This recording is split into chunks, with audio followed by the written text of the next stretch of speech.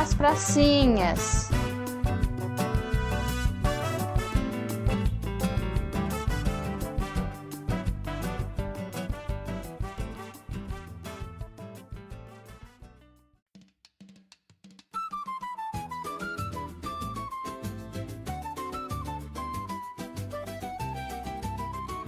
Oi, pessoal, tudo bem? Aqui quem fala é Mauro. Estamos com um novo episódio aqui do podcast As Pracinhas e desta vez, né, a gente vai falar com o Flávio Danilo Torre, né, que ele é mestre em Ciências Sociais pela PUC Minas, né, e a gente vai conversar um pouco mais sobre o processo de gestão do governo de Minas Gerais, né, com relação aos parques estaduais aqui de Minas, né. Então, eu vou pedir para o Flávio se apresentar, né, e para vocês poderem conhecer ele com mais calma, né, e tranquilidade. Flávio, se apresenta aí para o pessoal, por favor. Boa noite, Mauro. Primeiramente, boa noite a todos que estão aí com a gente também. Né, eu quero dizer que é um prazer, né, estar participando aqui do podcast As Pracinhas. É uma honra, inclusive, né, de poder participar aqui desse espaço de discussão sobre espaços públicos, né, de fruição das pessoas, e é isso, primeiramente. Bom, eu, né, Flávio Torre, sou sociólogo, cientista político, e como o Mauro falou, eu sou mestre em Ciências Sociais pela PUC Minas. Em cuja dissertação, né, eu trabalhei sobre processos de implantação, né, sobre as políticas públicas de implantação de áreas verdes em Belo Horizonte, já à época de aprovação do Plano Diretor de Belo Horizonte. Né, e desde essa época, até um pouco antes, né, eu já vinha desenvolvendo alguns trabalhos aí em relação à questão ambiental, principalmente em relação a espaços públicos, né, e uso de espaços públicos. E depois disso, eu fiz alguns outros trabalhos também relacionados aí ao planejamento ambiental. Estou trabalhando na Prefeitura Municipal de Belo Horizonte como analista de políticas públicas lá na Subsecretaria de Planejamento Urbano, também, né, dentro dessa perspectiva aí de estabelecer planos urbanísticos, né, e contribuir aí um pouco com essa questão urbana ambiental da cidade de Belo Horizonte. Acho que é isso, né? Não vou ficar delongando demais, não, porque acho que a gente tem que passar mais por conteúdo. Não, boa. Acho que foi uma boa apresentação, Flávio. Bom saber que você já está atento nessa questão ambiental, essa questão com relação aos parques urbanos. E uma das coisas que logo quando você me apresentou o tema, né, foi o meu desconhecimento, né, com relação aos parques aqui de Minas. Eu conheço alguns, né, e ainda mais os parques estaduais. Então, uma coisa que eu gostaria de te perguntar, eu acho que vai ajudar também aos convidados, né, as pessoas que estão convidadas a ouvir esse podcast, né, os ouvintes, entender como é que são, né, e onde estão localizados os parques aqui de Minas, né, pelo menos os principais, né, que você poderia destacar, para a gente só ter um panorama com relação a isso, né, e saber mais ou menos como é que eles estão distribuídos, como é que eles são, né? Fala um pouco a respeito disso. Tá. Bom, de uma forma geral, eu vou tratar os parques aqui dentro de uma nomenclatura que é a nomenclatura dentro do Sistema Nacional de Unidades de Conservação, tá? Uhum. Vou me permitir um pouco esse formalismo, na verdade, é só para a gente colocar, porque existe todo um arcabouço legal, né, que trata da instituição de áreas de unidades de conservação no país como um todo, que é reproduzido lá no nível estadual e, de certa forma, até no nível municipal. Tá? Bom, então, a primeira coisa é esse Sistema Nacional de Unidades de Conservação, que é conhecido como SNUC, ele está lá formalizado, né, na Lei 9.985/2000. É uma lei federal, foi sancionada no ano de 2000, e ele traz algumas categorias de unidade de conservação. Existem aquelas unidades de conservação de proteção integral, tá? E existem as unidades de conservação de uso sustentável. Os parques, né, estão dentro das unidades de conservação. É importante para a gente saber como que... Sim. O que a questão da gestão do atual governador, né, implica, né, na categoria, né, de conservação a qual os parques estão vinculados, né, porque, como eu bem disse, eles estão vinculados são unidades de conservação de proteção integral. Então, são unidades de conservação que requerem um cuidado maior, né, no manejo dos seus atributos e do seu patrimônio ambiental. Tá? Então, parques estão nessa unidade de conservação e proteção integral, juntamente com estação ecológica, reserva biológica, monumento natural, refúgio da vida silvestre. Já nas unidades de conservação de uso sustentável, a gente tem as APAs, as áreas de proteção ambiental, são áreas de que tem algum cuidado ali, mas as atividades econômicas podem se desenvolver ali, né, com algumas restrições, claro. Daí temos aí também áreas de interesse ecológico, florestas nacionais, reservas extrativistas, reserva da fauna, reserva de desenvolvimento sustentável e também a reserva particular do patrimônio natural. Em todas essas unidades de uso sustentável são permitidas algum tipo de atividade econômica. Tá? E nas unidades de proteção integral, nas unidades de conservação de proteção integral, entre as quais figuram os parques, né? Não. Né? Porque elas são áreas que têm atributos ambientais mais delicados, né? E que requerem exatamente um grau de proteção maior. Bom, então, dito esse panorama geral e formal, né? Primeiro aí dessa normatização referente às unidades de conservação, a gente vai ver que em Minas Gerais, sob a responsabilidade do governo do Estado de Gerais, né, nós temos hoje 178 unidades de conservação geral, sendo 73 de proteção integral, né, e 105 de uso sustentável. E essas unidades de conservação no Estado de Minas Gerais, elas estão distribuídas nos 3 biomas que ocorrem, né, no Estado de Minas Gerais, que são Mata Atlântica, depois Cerrado, e, por fim, no norte do estado, uma pequena área também de Caatinga. Tá? Bom, então é isso. E dentro dessas unidades de conservação que a gente falou aqui, nós vamos focar aqui o assunto aqui que a gente vai tentar discutir um pouco, são os parques estaduais, né? E principalmente, né, os processos relacionados ao programa de concessão de parques estaduais que foi instituído em 2019 pelo desgoverno Zema. Sim. E curiosamente, né, que parece ser uma prática comum desse desgoverno, a sigla desse programa de concessão chama PARC, ARC. Não, gente. É uma sigla jocosa, sabe? Assim, parece que tá brincando com as pessoas, né? Porque não é só nessa política setorial que o governo faz isso.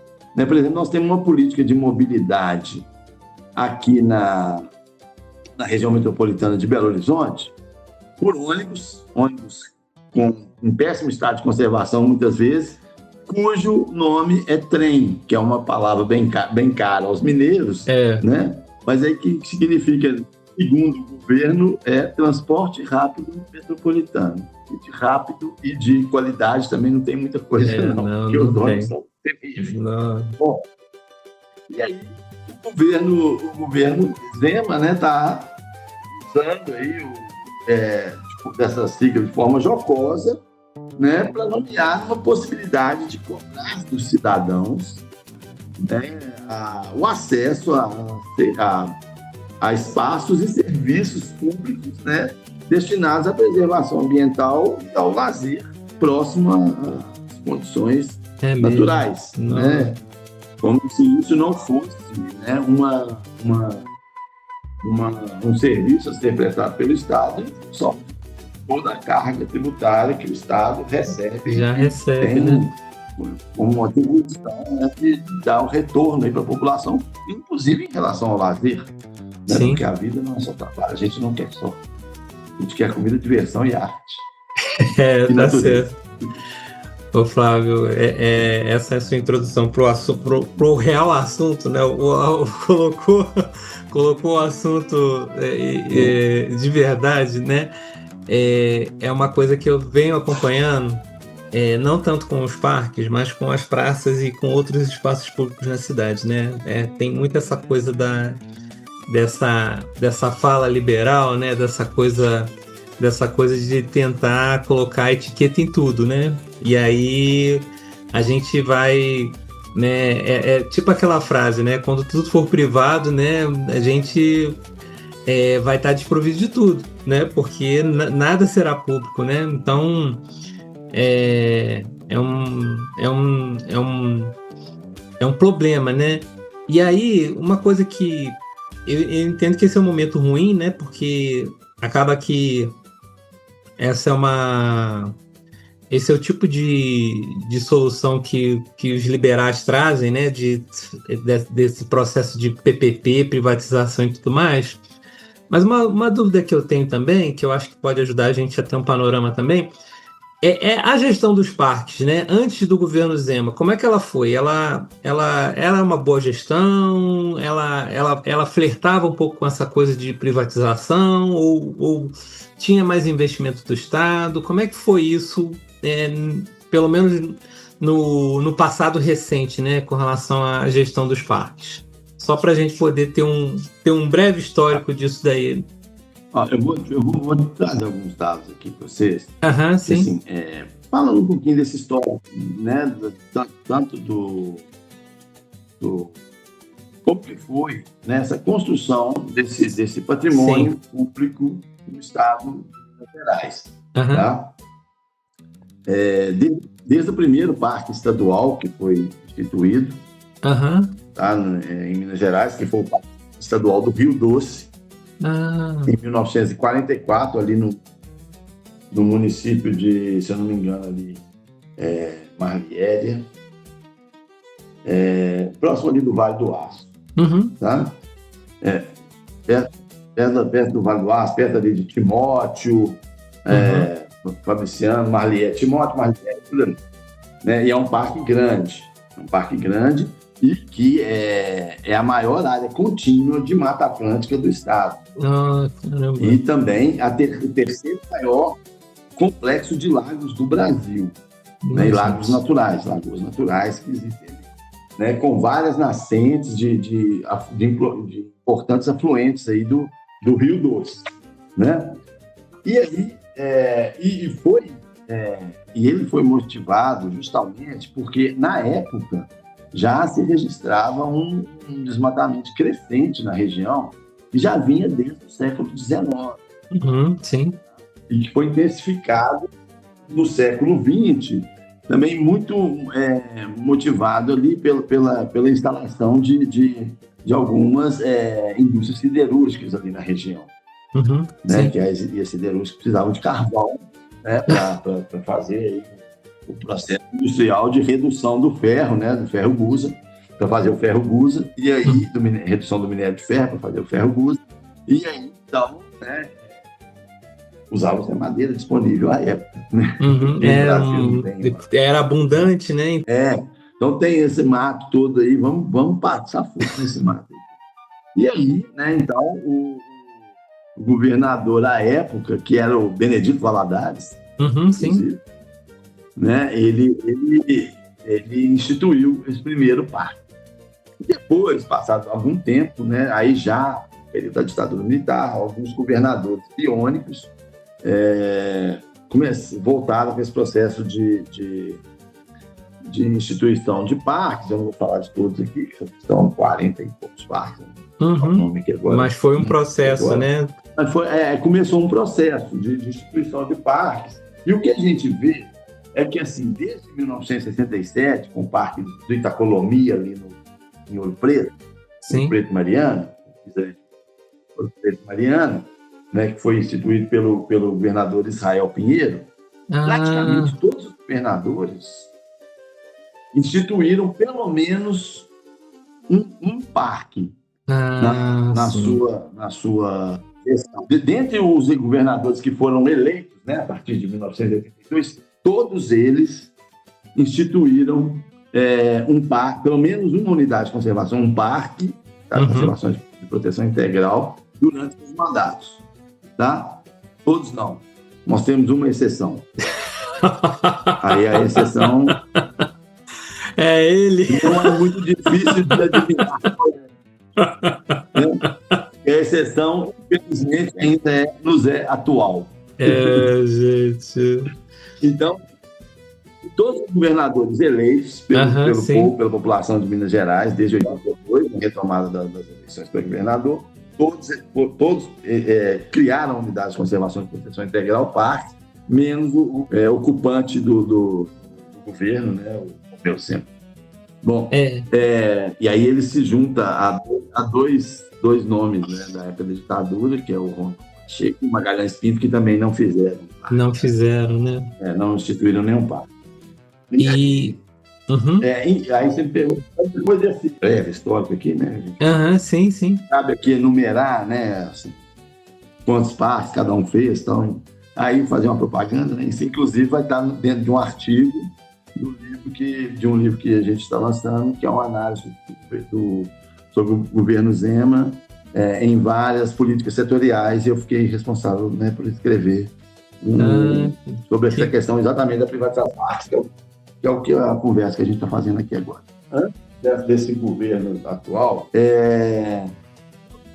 assim, os investimentos não apareciam de forma tão clara, né, na estruturação dos parques. Né? Muitos parques foram instituídos e, paulatinamente, a estrutura dessas unidades de conservação foram sendo construídas. Né? Mas existia, né, todo um movimento, assim, dentro de um cenário de recursos escassos, né, priorizava-se alguns parques em função da sua importância ecológica, paisagística ou mesmo arqueológica, né?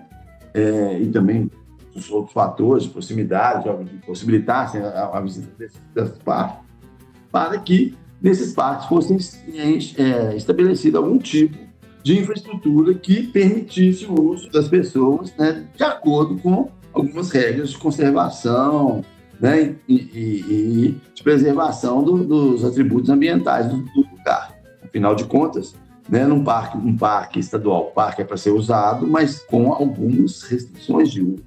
Com cuidado, né? É uma área pública. É uma área pública cuja função precípua dele não é um uso intensivo. Isso. Né? É um uso controlado que garanta a preservação né, como eu já disse aqui, do patrimônio ambiental que existe naquele lugar. A prioridade é isso, ambiental, né? Aí tem ecológico, paisagístico e arqueológico, o que tiver. Oi? A prioridade é essa, né? É a conservação, né? E aí, se houver uso, ele tem que ser compatibilizado com essa conservação, né? Exatamente. Né? E aí, dentre os parques que existem hoje, são vários que já têm uma certa infraestrutura para receber visitação, né? E algumas mais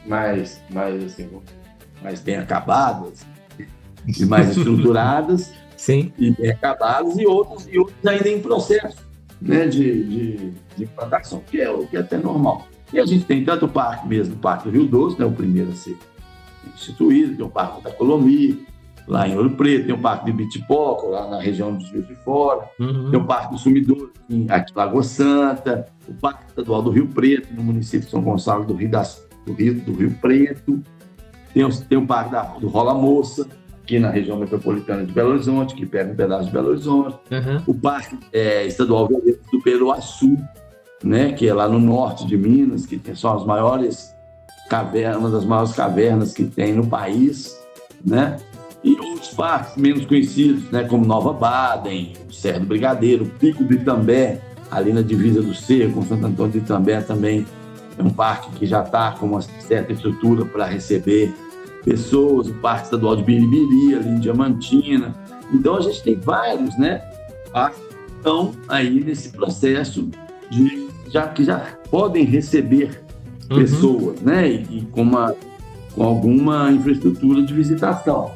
Ainda, alguns, inclusive, permitem pernoites, né, tem alojamentos para as pessoas, mas sempre dentro de uma ótica, né, embasada nos estudos, né, das características naturais do parque, depois estabelecer o tipo de uso e quais áreas, né, que, tipo, no plano de manejo estabelece do parque, quais áreas que podem receber tipo diferenciado de uso que serão compatíveis, né, com a preservação ambiental que se pretende e que é o objetivo maior da razão de ser, né, de um parque estadual. Isso.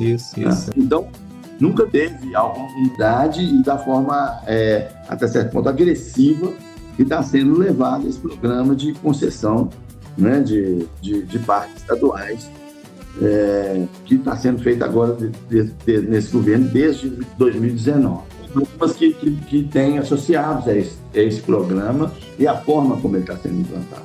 Tá? E você conseguiu, eu acho que esse histórico que você trouxe, né, ajuda a gente pro próximo ponto que eu queria tocar com você, que é justamente isso, né? Com relação a essa gestão, né? Como é que essa gestão, né, ela tá fazendo esse tratamento dos parques, né? Você já me falou que tem esse processo de privatização, né? Então, eu queria poder te ouvir um pouco mais do que o governo Zema, né? Qual a pauta que o governo Zema trouxe para os parques nesse mandato, né? Me fala um pouco a respeito disso. A pauta que ele trouxe para os parques é privatizar e, curiosamente, privatizar apenas aqueles que já têm infraestrutura instalada. Aqueles que já têm alguma infraestrutura instalada e que, né, é mais fácil para ele poder explorar de alguma maneira, né? Que os concessionários explorarem. Eles não vão ter que fazer investimentos, eles vão ter que apenas administrar o que já existe, né? Se bem que dentro do modelo de privatização, de concessão privatização que está sendo estabelecido, existe mesmo a possibilidade, né, é um problema desse modelo, sabe, Mauro? Que, assim, existe a possibilidade de instalação de equipamentos, outros, além dos já existentes, que foram, né, como eu disse anteriormente, que foram feitos a partir da análise de um plano de manejo estabelecido em cima de recursos, de estudos, né, feitos das características do lugar. Agora, existe a possibilidade de instalação de outros equipamentos, mas que, assim, que não tem os critérios muito bem definidos. Como que esses equipamentos serão instalados? Tá? Tem até alguma restrição em termos de lugares, mas mesmo assim você pode provocar um impacto, né, no próprio parque, né? Exatamente. O problema é que, assim, aí não tem isso muito definido. Isso fica mais a cargo das concessionárias, né? E cujo objetivo das concessionárias é aumentar o volume de visitantes, né? Porque a partir dela vai ganhar com a prestação de serviços, né? com o próprio acesso, né? Que vai ser soldado, hospedado. Esse é um dos problemas, né, que tem, né, nesses processos aí de privatização. Dos quais, né, são 15 parques estaduais que estão, né, nessa reta aí. Que estão dentro do programa Parque, né, do governo Zema. Exatamente. Bom, então, uma outra dúvida que eu tenho, Flávio, que eu acho que talvez você possa ajudar, né? É porque uma coisa que a gente sempre tenta falar um pouco com os participantes. Por exemplo, nessa coisa dos parques, existe algum processo participativo que acontecia antes? Nesse mandato está acontecendo alguma coisa com relação a isso? Tem alguma parte desse processo que passou por alguma consulta popular, alguma coisa nesse sentido? Né? Porque a impressão que dá é que o governo Zema meio que sai atropelando as coisas, né? E meio que... Me fala um pouco a respeito disso, se você souber alguma coisa. Existe em alguns parques. Sim. Eu sei de falar de alguns da região metropolitana, principalmente aqueles em Belo Horizonte, né? Belo Horizonte tem 3 parques estaduais que ocorrem no município de Belo Horizonte. Tem o Parque Estadual do Serra Verde, que é ali próximo da cidade administrativa, na região norte de Belo Horizonte, no Venda Nova. Sim. Que não tem uma infraestrutura instalada, estaria um banheiro, uma pequena sede administrativa e cercamento. Tem o Parque Estadual da Baleia, que é ali no sopé do Pico Belo Horizonte, tá? É atrás do Hospital da Baleia, que não tem infraestrutura nenhuma. Instalado, não tem nenhuma sede administrativa, não tem condição nenhuma de funcionamento para os funcionários ali trabalharem, e tem pouquíssimos funcionários também. O qual, inclusive, tem sofrido muito com os processos de mineração ilegal na Serra do Curral.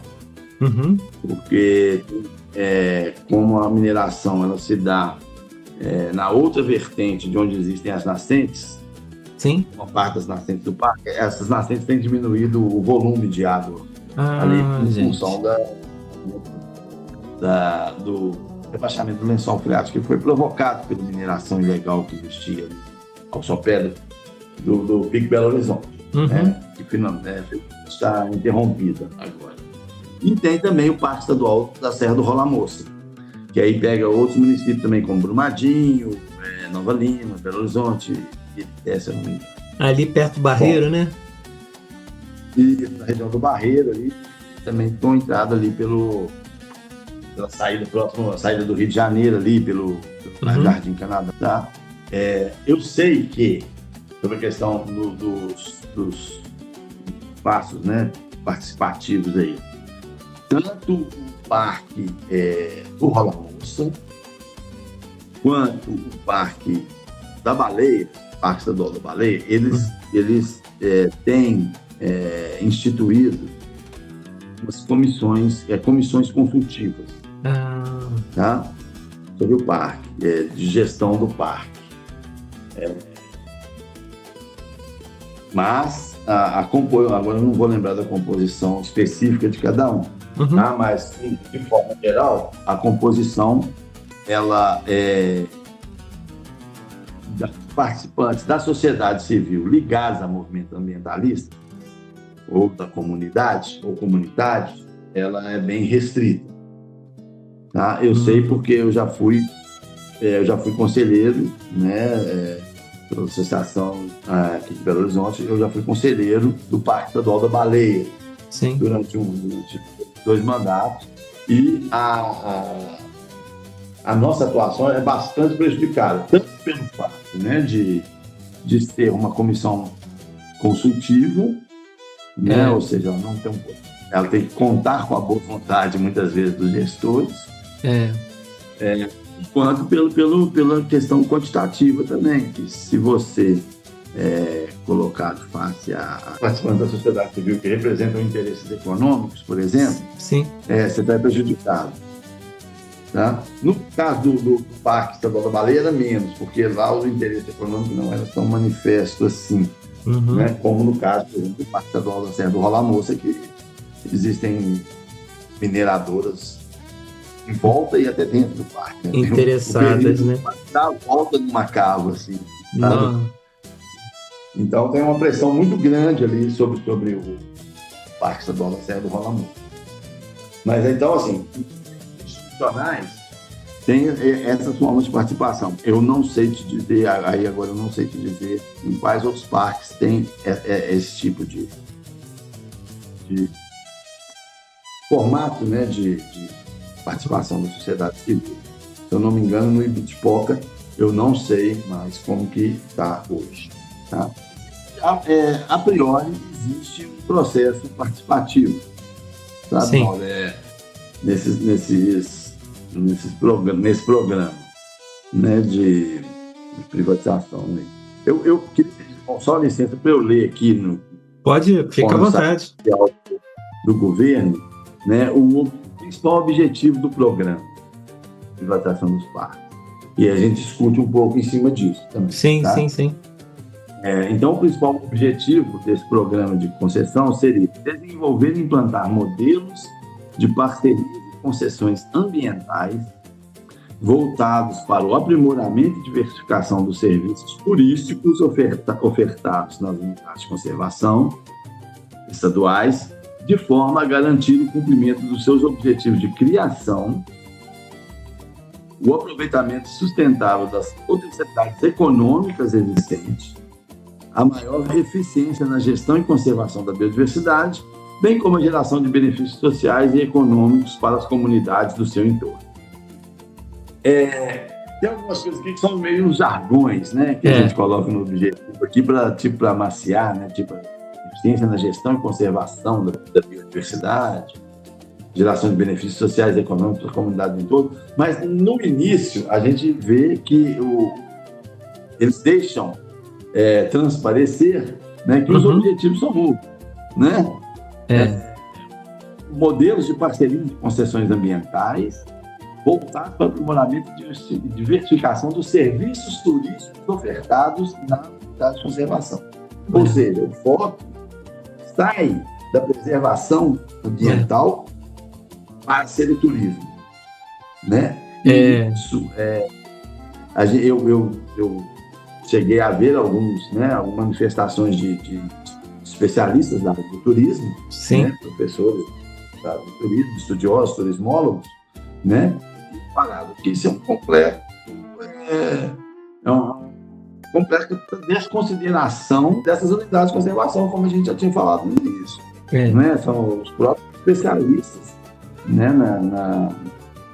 na própria atividade do turismo. Do turismo, né? Bem como perigoso, né? E como pernicioso para as questões de caráter ambiental, estrito senso, como também para questões socioeconômicas associadas à utilização desses espaços pelas populações que habitam em torno e que têm uma relação com essas unidades de conservação que pode se dar das maneiras mais diversas. A gente pode falar nisso daqui a pouquinho, né? Bom, foram 2 processos de concessão, de privatização que eu analisei, né? Os que já estavam concluídos, né? Então, são 2 que já foram concluídos e eu optei por pegar esse que... Então, eu peguei os processos aí que relacionados ao parque do Ibitipoca, né? O parque do Ibitipoca, que é na região do sul de Minas, né, próximo a Juiz de Fora. Sim. E Lima Duarte, Juiz de Fora, e também o Parque Estadual do Itacolomi, que é aqui em Ouro Preto. Que foram os 2, né, que já tiveram esses processos concluídos. Tá? E tem os outros 2 que ainda estão em processo, ou estavam, né? Eu parei um pouco de acompanhar, em função da discussão, mas que era o próprio Parque Estadual do Rio Doce, tá? em parte de consulta e audiência pública, que são 2 dos instrumentos de participação social que são colocados durante o processo, e um outro parque que ainda estava em fase de chamamento público, então bem no início ainda. Bom, existem aí, como eu tinha falado, né, 2 parques, né, existem 2 formas principais, né, e que tentam promover uma interação com a comunidade local, né? Então, primeiramente, com a realização de consultas online, tá? E com a realização de uma audiência pública em um local próximo, né, à unidade de conservação que vai ser objeto dessa concessão.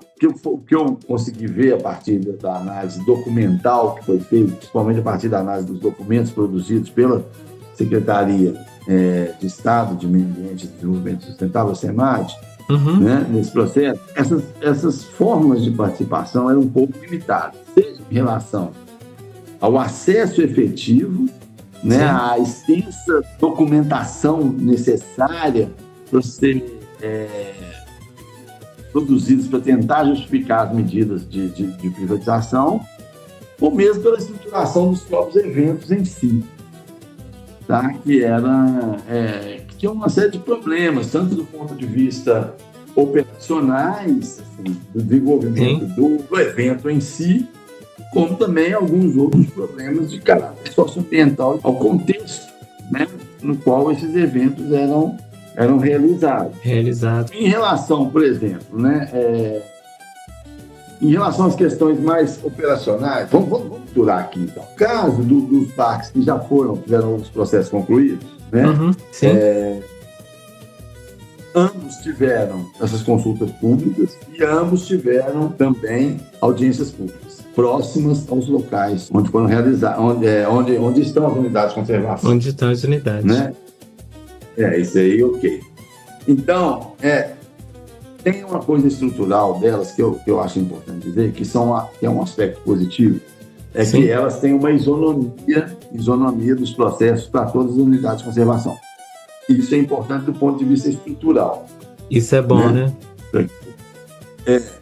Mas, assim, aí que tá. Se você faz uma coisa engessada, você cai num problema, a falta de flexibilidade em relação, seja a alguns aspectos operacionais, seja em relação a que eu falei, né, dessa composição socioeconômica e cultural dali da região. Então, assim, por exemplo, no caso do ponto de vista da falta de flexibilidade no caso operacional, né? Teve uma audiência pública, um evento da audiência pública, que tinha muita gente, e aí o tempo de fala das pessoas foi limitado. Limitaram o número de inscritos para poder falar. E era uma coisa meio híbrida também, as pessoas podiam participar de forma remota ou presencial. Mas assim, acaba que as pessoas que participavam de forma online não conseguiram se manifestar adequadamente. Então, meio difícil. Tem uma coisa, Fábio, que está me incomodando, sabe? Porque, por exemplo, quando você fala da população que mora logo no entorno do parque, né? Até essa definição de qual é essa população e qual a abrangência do parque, né? Porque às vezes tem parques que não vai abranger só um município, né? Vai abranger vários municípios, né? Às vezes o parque ali, ele tem um atendimento, né, ambiental que não é da escala das pessoas que moram logo ali do lado, não. Às vezes é o município todo, às vezes são 2, 3 municípios, né, dependendo do tamanho do parque. Então, tipo assim... região. Então, quando você me fala desse processo de participação, ele realmente tinha que ser um prazo mais alongado, para justamente você contemplar as diversas visões, e é isso, né? Você vai ter diferentes pessoas que vão poder acessar esse processo participativo de maneira diferente, e o processo tem que dar conta disso. Ele não, na verdade, o que acontece é que o processo meio que ele é definido com um dia ou 2 ou um período muito curto, e as pessoas que se virem, né? Mas não é isso, né? Não é isso que tem que acontecer. Tem, como eu falei, primeiro tem uma dificuldade, né, assim, das pessoas, né, que trabalham o dia inteiro, etc. Tem acesso mesmo ao... Depois, assim, como as pessoas se relacionam com isso, como elas são afetadas, como elas podem ser afetadas com relação a isso. Né? Porque as pessoas se relacionam, dependendo dos formatos que podem assumir um parque, né, igual você falou, as pessoas se relacionam de diversas formas com o parque. Pode ser um caminho que as pessoas fazem no parque, as pessoas utilizam como um extrativismo de subsistência, né? E que historicamente é comprovado que esse extrativismo não produz, né, uma degradação ambiental, porque tem tudo isso aí, alguns saberes, né, tradicionais. Se resolve por ali mesmo. Né?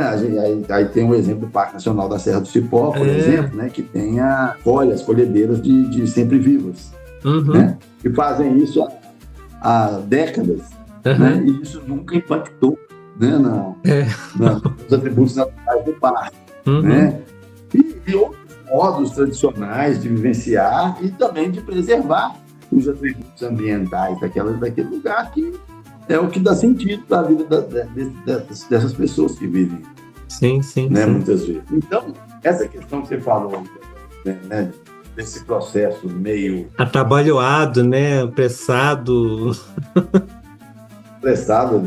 de querer resolver as coisas rápidas, né, bem dentro de um espírito liberal, né, de se pensar a gestão econômica, que vira sendo uma gestão econômica, que põe na frente o econômico, né, como se o econômico fosse primordial, quando se tratando de parques, fosse econômico, fosse primordial em relação à própria vida que está ali subjacente.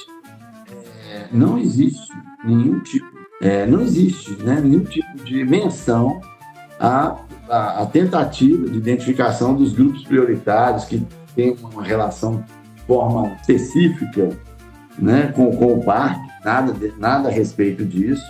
Não existe, geralmente, esse parque estadual, geralmente eles atingem mais de um município. O evento é feito em um município só, como você mesmo falou. Pois né, não existe possibilidade de ir até as pessoas, para que as pessoas participem, as pessoas que se virem, né, para chegar lá no momento lá de participação e darem a sorte de serem ouvidos. Tem isso também, ainda tem isso. Porque é um desrespeito, né? É um desrespeito às pessoas. As pessoas se mobilizam, as pessoas deixam de estar com suas famílias, deixam de estar com seu tempo livre para se dedicar a uma coisa vai ter um impacto na vida das pessoas. Sim.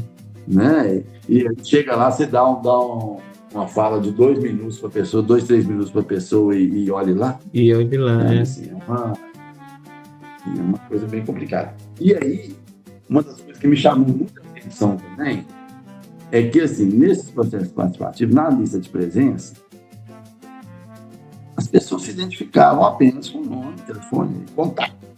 Sim. Não se identificavam a qual interesse elas estariam ali representando. Você não conseguia saber o básico, que é qualquer processo participativo, né, que a gente tem, a gente procura identificar, né? Você procura pelo menos identificar a qual grupo de interesse o ator está ligado.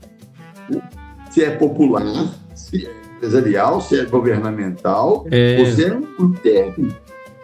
Mas nem isso, sabe? Nem isso. Então, não tem um vínculo que foi falado com qual grupo social que aquela pessoa ali está representando, né? Falando ainda. É um processo que pega-se as falas ali, não existe uma forma de ponderação, não existe uma forma de identificação, mas quem que está com qual interesse, qual que você vai identificar, donos, pousadas, restaurantes, aí, e outros povos tradicionais. Então, aí dá para você ver a multiplicidade de pode estar relacionada àquela unidade de conservação, ao uso cotidiano dela. E, assim, e ao final, né, isso é compilado pelo organizador do evento, que, inclusive, nem são especificamente funcionários do Estado, funcionários de carreira do Estado. Não são? Contratada para isso. Não, gente, aí piorou. Que era ruim, piorou. Que tem uma consultoria que foi contratada pelo Estado para tocar esses processos. Entendeu? Então, aí a coisa peca um pouco pela transparência também. Sabe? Assim, foi bem nesse sentido, sabe? E tem outras coisas também. Aí, por exemplo, né, em relação aí a questão de uma coisa que é fundamental nos eventos de participação, são as estratégias de utilização de comunicação. Isso. Né?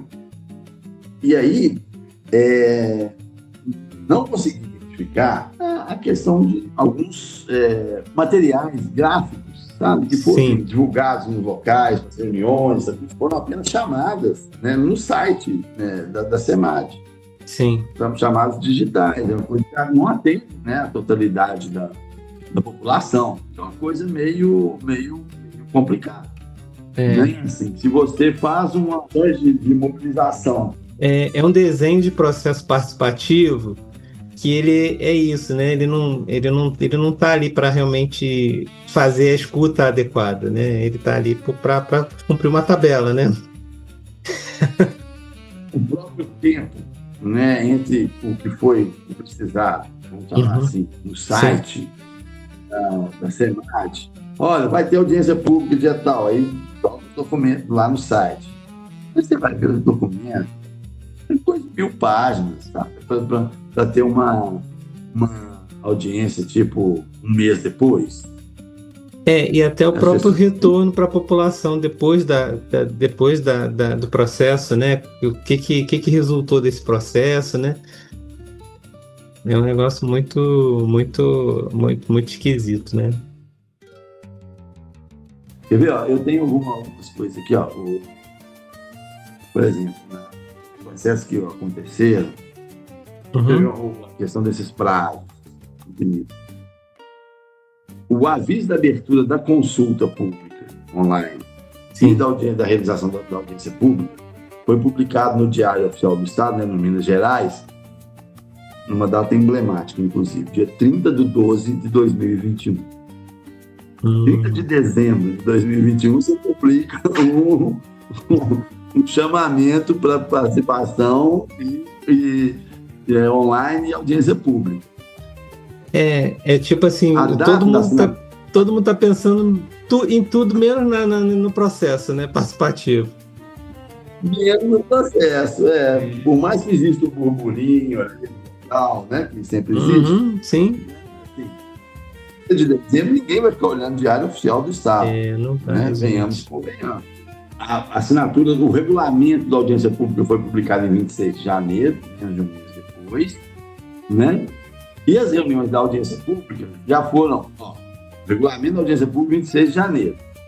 E as audiências públicas foram realizadas no dia 8 de fevereiro, ou seja, pouco mais de um mês depois da publicação inicial, 30 de dezembro, e a outra, isso foi no Parque de Itipoca, e a do Parque Itacolomi no dia 9, uma depois da outra. Menos de 15 dias depois da assinatura do próprio regulamento que ia reger essas audiências públicas. Né? E se você for pegar os documentos foram disponibilizados ali para consulta das pessoas, entre editais, anexos, etc. e tal, você vai pegar mais de 11 documentos referentes ao processo geral que envolvia as duas unidades de conservação. Sim. Né? Isso com mais de 300 páginas. 11 documentos específicos relacionados só ao Parque de Itipoca e 11 documentos específicos relacionados ao Parque Itacolomi. Sendo que cada conjunto desse com mais de 500 páginas. Ou seja, para as pessoas lerem e entenderem, né, uma coisa de uma complexidade tal, em pouco mais de um mês, né, assim, para o cidadão que tem horas disponíveis para isso, mas que tem é inviável. É inviável isso aí. É inviável. Não, gente. Né? Que dificuldade. Assim, são termos técnicos, com termos jurídicos, de difícil acesso, né, para a população que não está familiarizada com esse tipo, né, de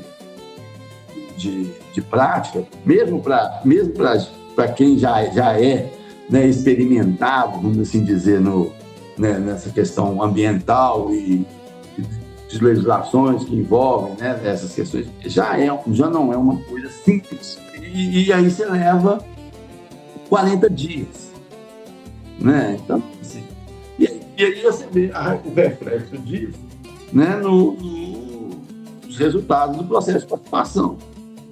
Por exemplo, no Itipoca, presente na audiência pública foi 47 pessoas. E no Pico do Itapolomi, 30 pessoas. Online não foi informado em nenhuma das duas, mas e aí contribuições online, no caso do Parque do Itapolomi, foram 3 contribuições online. Gente, No caso do Bitpop foram 38, é um pouco maior. E no caso das contribuições presenciais no Parque do Itapolomi também foram 3. E contribuições presenciais do Bitpop foram 24, né? A gente são números muito pequenos para um equipamento tão importante, né? Um processo participativo que parece que ele é feito para não funcionar, né? Para não funcionar. Fazer a coisa de forma corrida, né? Passando o carro na frente dos bois mas nós registramos aquela coisa pro forma. Sim. Para falar que teve o processo participativo. Eu queria te fazer mais uma pergunta, tá? E eu acho que vai ajudar um pouco a gente tentar entender um pouco dessa questão aí do governo Zema, desse processo aí dos parques e tudo mais. Na sua avaliação, né, nesse estudo que você fez, você acha que esse programa, né, essa intenção do governo Zema, ela traz algum conflito com a legislação ambiental do Estado, né? Como é que você vê isso? Com a legislação ambiental do Estado, eu não consegui identificar nenhum conflito direto. Dispositivos normativos referente à questão ambiental, flagrantemente não. Mas no decorrer da implantação dos equipamentos que podem ser implantados, né, aí você pode contrariar os objetivos das unidades de conservação. Entendi.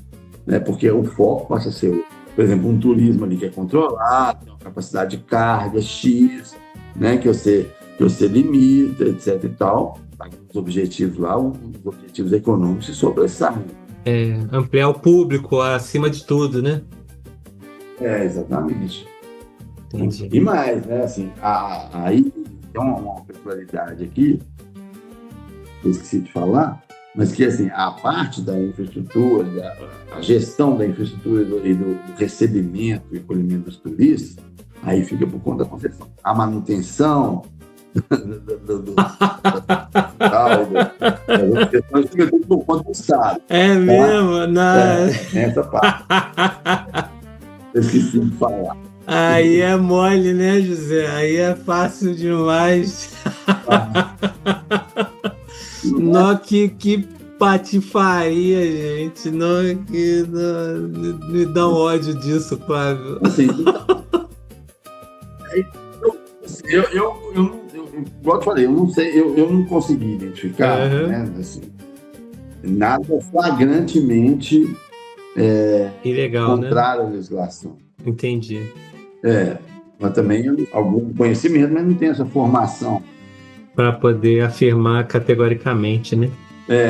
Né, porque tem as normas, né, legais, tem várias interações entre elas e eu não vou fazer uma afirmativa aqui que possa falar de forma leviana, né? Sim, tem que ter cuidado sempre.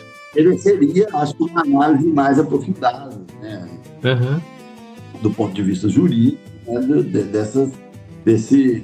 Ô Flávio, eu queria te pedir para você, já encaminhando para o final da nossa conversa, né?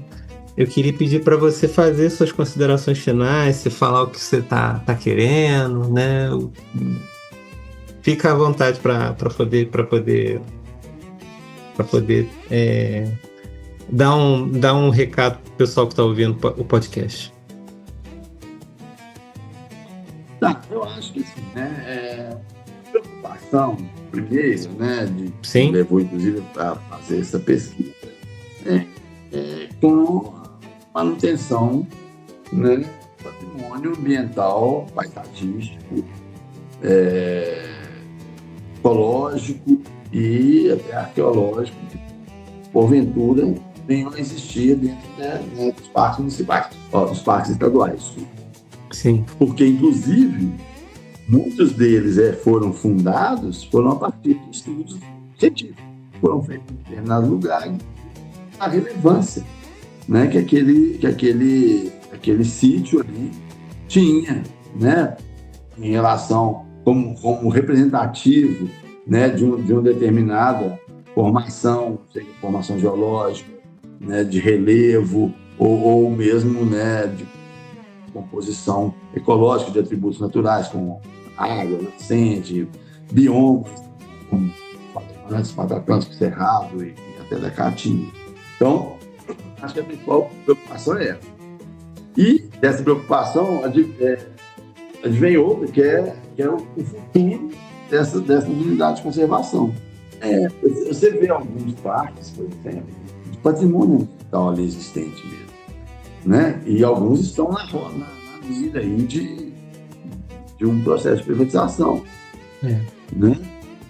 O próprio parque do Peruaçu, né? Não sei se você conhece, já ouviu falar? Não conheço. Das cavernas do Peruaçu, que é lá em Januária, no norte de Minas, que são cavernas enormes, assim, com pinturas rupestres, então gente, bastante delicado, né? E devem ser protegidas e que, assim, é desejável que as pessoas, né, conheçam e vão, mas tem todo um estudo, né, de capacidade de carga, né, você tem que articular, inclusive com o pessoal, com a população e as pessoas das cidades próximas, no sentido que aí sim você pode ter um turismo que venha a potencializar os atributos do parque. Né? Mas isso você não pode fazer isso assim, na correria. Né? São estudos que exigem estudos, né? De viabilidade econômica, de capacidade de carga, né? Estudos de resiliência do próprio patrimônio natural daquela unidade de conservação. Ok. Eu gostaria de agradecer a oportunidade, né, de discutir aqui, e é isso, né? Eu fico feliz de poder trazer essa discussão, né, a tema aí que é fundamental, né, para o bem-estar das pessoas, né, seja no nível local, né, mas também pensando no ponto mais macro, né, desse contexto que estamos passando no nível global. Tá? E queria mesmo e que assim que tiver notícias lá sobre o lançamento do livro, que está no prelo, eu te passo as informações e também me coloco à disposição aí para qualquer esclarecimento e conversas que a gente quiser tocar para frente aí. Tá certo. Valeu demais. Ô Flávio, obrigado. Pessoal, a gente vai ficando por aqui, tá certo? Se vocês puderem, divulguem esse episódio, é uma conversa ótima, né? Bom, eu vou ficando por aqui. Um abraço para vocês. Tchau, tchau.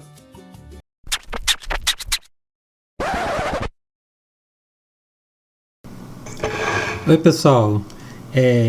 Tchau, nada. A gente acabou tendo uma notícia relacionada às privatizações dos parques estaduais no governo Zema. E aí o Flávio animou de gravar um complemento aqui para a gente poder ouvir. Então, ainda não acabou, não. Ô Flávio, eu fiquei sabendo de uma atualização, né, com relação ao Parque do Sumidouro, né, a respeito da privatização dele. E eu sei que vocês têm já conhecimento, né, um pouco das consequências e do que aconteceu após o processo de privatização desse parque. Tenta falar um pouco a respeito para a gente poder refletir a respeito disso? Sim. Antes de falar dos efeitos propriamente ditos, Mauro, eu acho que seria legal a gente dar uma contextualizada. Sim. Né, de como que ocorre, o que é o Parque do Sumidouro e como que ocorreu esse processo de privatização, né, rapidamente. Só situando assim, algumas questões. Na verdade, foi uma, eles chamam, né, uma concessão, na verdade é uma concessão, né, uma vez que a propriedade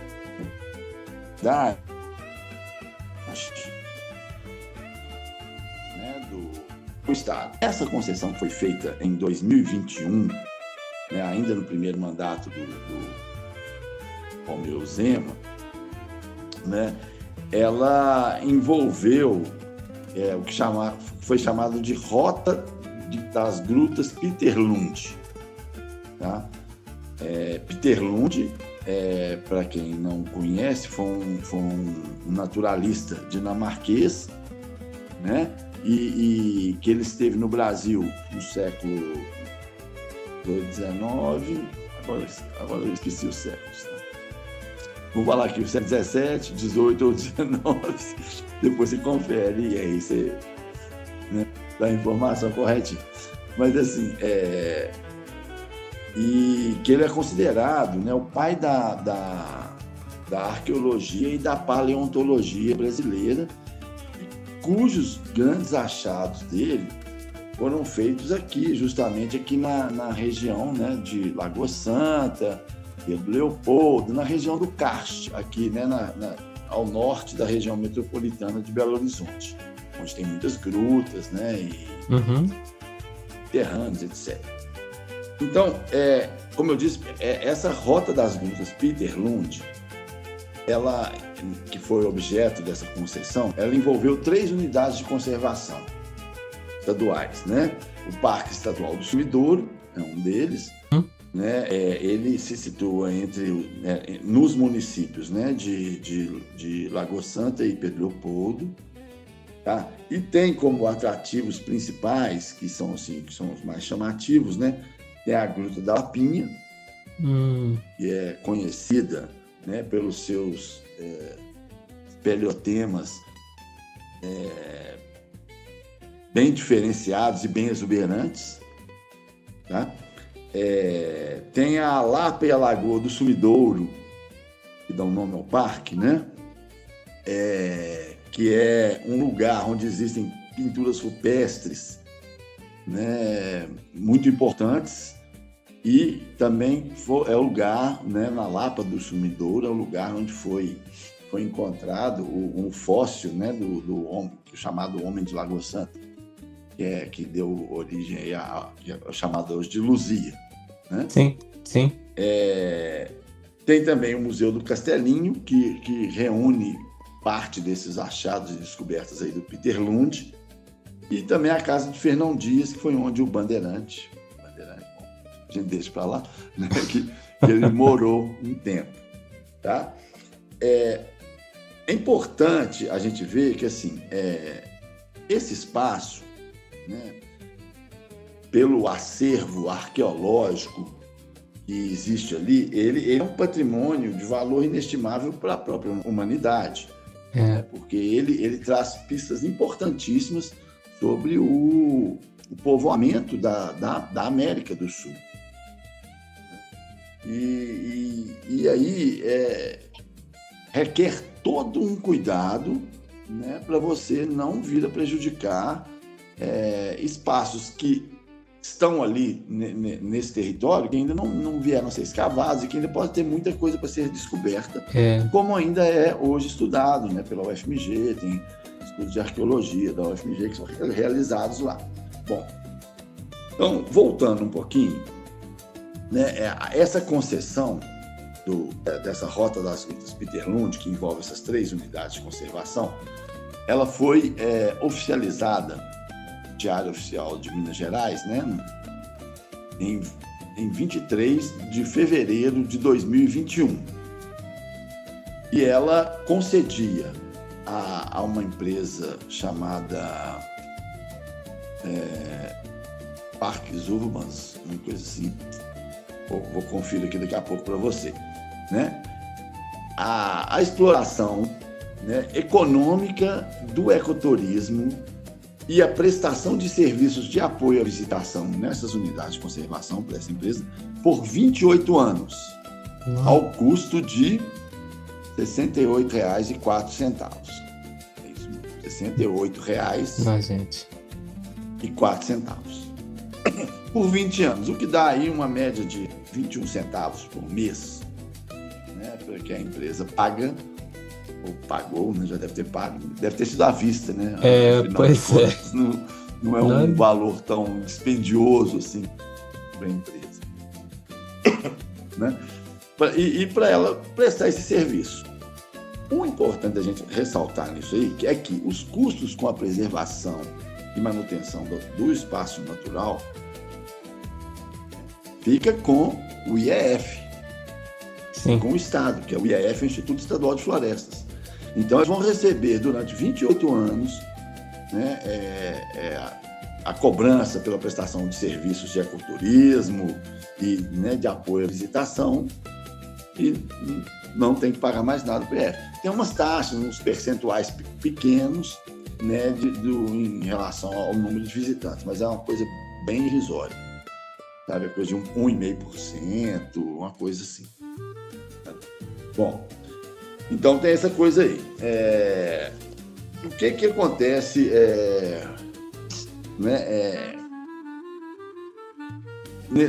com essa unidade de conservação, como eu disse, né, tem um valor inestimável, né, do povoamento da América do Sul. O problema é que você, nesse formato que foi feita essa concessão, né, a intenção da empresa é que tenha cada vez mais visitantes no parque, né, para ela oferir um dos maiores ganhos. Isso, E isso tem ocorrido desde 2020, desde que foi feita a concessão. O número de visitantes já aumentou no período em torno de 48% em relação ao período anterior, né? Mas isso vem trazendo alguns problemas em relação à própria conservação, tanto dos atributos naturais do parque, quanto também do patrimônio arqueológico. Então, eu entendo que isso não pode ser, a gente sabe que é uma coisa de uma vulnerabilidade extrema, né? Não pode ser regido aí por uma lógica de aumento de visitantes, uma lógica de mercado que busca aumentar o número de visitantes para majorar os ganhos da empresa vencedora e única, né, que concorreu na concessão. Dentre os problemas que já foram identificados, a gente vê que tem dois que foram mais graves, né? Sim. E um mais ou menos decorrente do outro, né? Foram identificados, por exemplo, que a empresa concessionária, ela começou a oferecer de forma irregular, porque contrariava o plano de manejo do parque, né, passeios de quadriciclo para levar visitantes até os sítios arqueológicos. Não, gente, que isso? Um abrigo importante, um abrigo que se chama Abrigo Samambaia, onde são feitas pesquisas, né, pelo pessoal da UFMG. E aí foi constatado, né, em relação a isso, alguns problemas, né, porque o tráfego de quadriciclos no local estava levando muita poeira para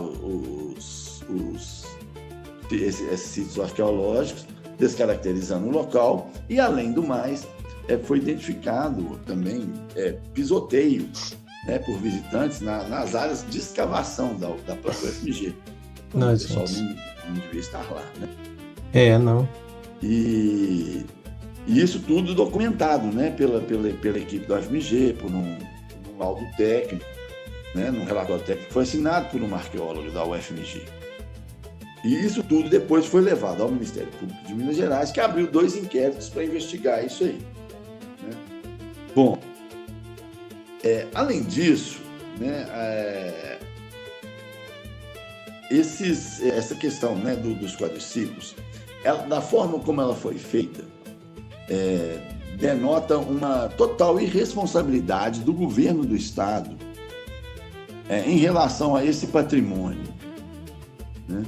Não está nem aí. Foi apresentado. Oi? Não está nem aí. para a questão da proteção. É pior, nem não está nem é um pouco pior porque passou por cima, inclusive, de preceitos legais. Uhum. Né? Porque no Parque do Sumidor existe um conselho consultivo. E quando essa proposta foi apresentada ao conselho consultivo, esse conselho se manifestou contrário que a implantação dessa atividade, né, de transporte por quadriciclo, sem que fosse feito um estudo de impacto ambiental que demonstrasse o que isso poderia acarretar, né, tanto no patrimônio natural da unidade, quanto também nos sítios arqueológicos que ela compreende. Tá?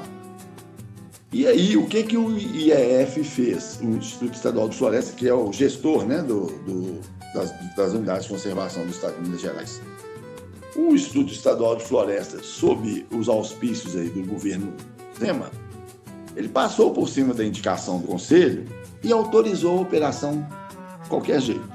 Então a empresa falou, oba, se eu posso ganhar um dinheiro aqui, o órgão concedente, né, da concessão autorizou, vou fazer.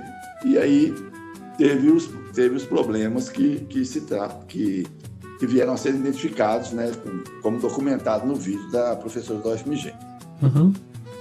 Pior do que isso, como se trata de patrimônio arqueológico, constitucionalmente é um bem da União. Sim. Né? Então, assim, quem tem que fazer a gestão desses bens, né, e a preservação e a gestão desses bens, todos os procedimentos relacionados aos bens arqueológicos têm que passar pela gestão do IPHAN, né, o Instituto do Patrimônio Histórico e Artístico Nacional. E o governo estadual, sob a gestão do Romeu Zema, passou por cima disso. Ele autorizou que a empresa fizesse esse tipo de atividade dentro da unidade de conservação sem nem ao menos notificar o Instituto do Patrimônio Histórico e Artístico Nacional. E aí, quando o IPHAN ficou sabendo, né, por meio de denúncias, ele emitiu um ofício determinando a paralisação imediata dessa rota de quadriciclos. Da atividade, né? Então, assim, não é nem um desleixo, né? É uma afronta, inclusive, a um patrimônio, né? É um patrimônio que está sob a responsabilidade da União, mas é um patrimônio da humanidade, né? Como um todo. E é isso, é sobre esse tipo de ações que eu acho que é o mais complicado, né, irmão? Porque né, você desrespeita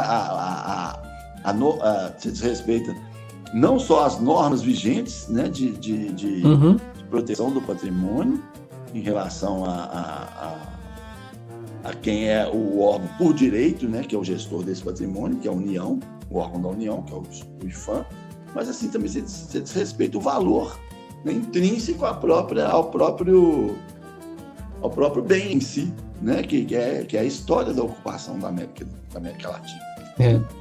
Bom, agora, além disso, tem outros problemas, né? Claro, a gente sempre tem mais problemas. Né? A gente for tratar de governo Zema, tudo que a gente for ver, a gente sempre encontra problemas. Nos contratos, né, da concessão, era previsto que uma isenção total, tá, de cobrança para pessoas de comunidades próximas, como Fidalgo, Lagoinha, como é que chama lá? Largo da Lapinha, umas comunidades próximas que tem ali do parque. Sim. Que eles teriam franqueadas a entrada no local, porque era um local que essas comunidades sempre vivenciaram, né? Sempre conviveram com essa porção do território. E então e também para os alunos de escolas públicas, né, das cidades, aí não só das comunidades do entorno, mas das cidades, né, que o parque abrange, que é Pedro Leopoldo e Lagoa Santa. Uhum. E então, o que acontece? A gestão do parque, a empresa, né, gestora do parque, ela não divulgou essa gratuidade. Por que será? Primeiro, ela não divulgava essa gratuidade. E aí, as pessoas que sempre utilizaram esse local iam lá visitar, e aí chegavam lá para visitar, tinha que pagar, elas não se identificavam como pessoas da comunidade, era caro, depois começaram a não mais frequentar o espaço, né? Porque não tinha uma publicidade que aquilo era um direito das pessoas, Sim. né? Como foi colocado no contrato de concessão, né? Então teve esse problema de um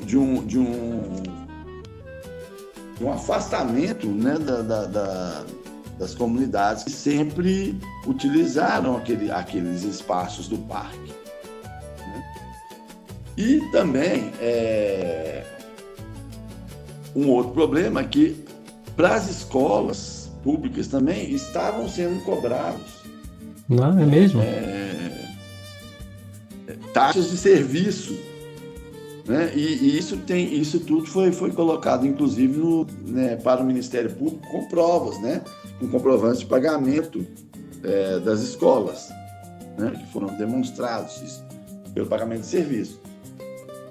Então, assim, nem mesmo a relação, o estabelecido em contrato para preservar, né, o direito das comunidades, né, das populações que sempre utilizaram aquele espaço e de escolas públicas, né, para que possam ali realizar atividades, né, pedagógicas, era respeitado pela empresa. E isso tudo deveria estar sendo fiscalizado pelo Estado, e o Estado não fiscalizava isso. Né? E aí foi necessário que fosse feito, né, foram feitas essas denúncias, e o Ministério Público de Minas Gerais, né, então abriu esses inquéritos para investigar.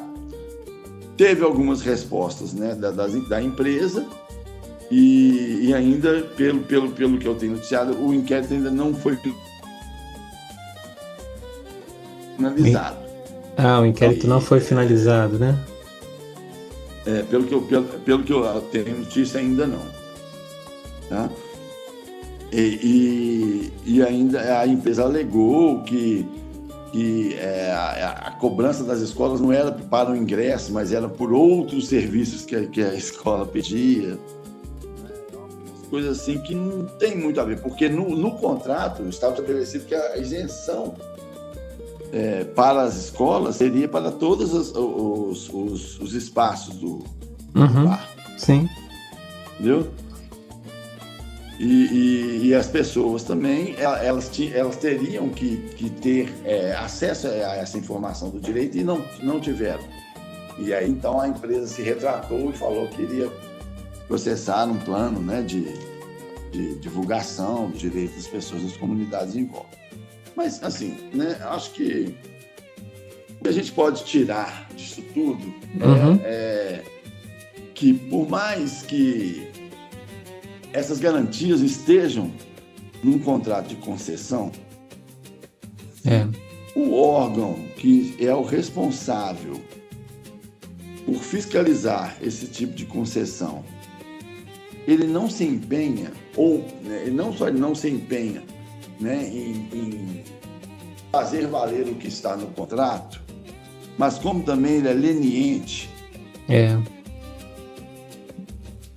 né, no sentido de atividade no local, sem seguir os próprios trâmites legais que são estabelecidos, né, no caso aí de comunicar ao Instituto do Patrimônio Histórico e Artístico Nacional, a gente vê que, assim, né, a responsabilidade pode ser muito...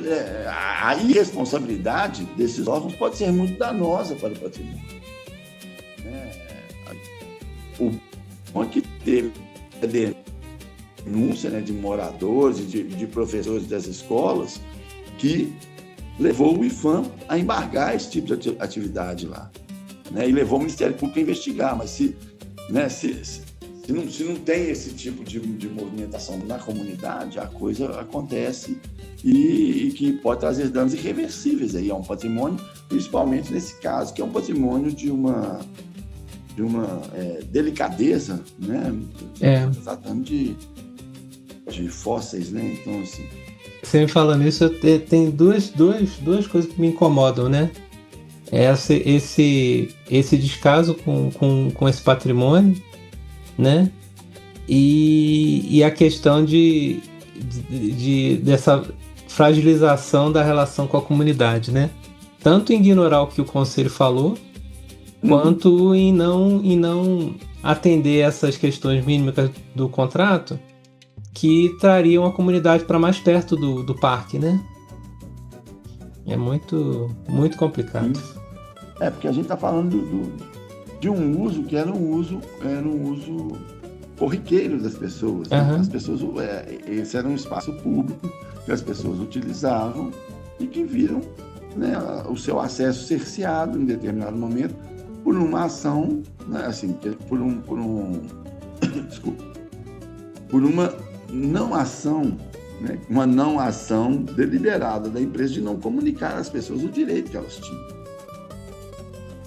Não, a gente vê que assim, né, que por mais que no contrato a gente tenha essas garantias, isso não garante, isso não garante que seja preservado, né, a apropriação histórica que as pessoas tinham daquele local. De certa forma, elas foram cerceadas de utilizar durante um tempo, tanto que houve um afastamento das pessoas do local, segundo relatos, né, de moradores que eu tive acesso a partir de matérias jornalísticas. É bom saber, bom citar a fonte.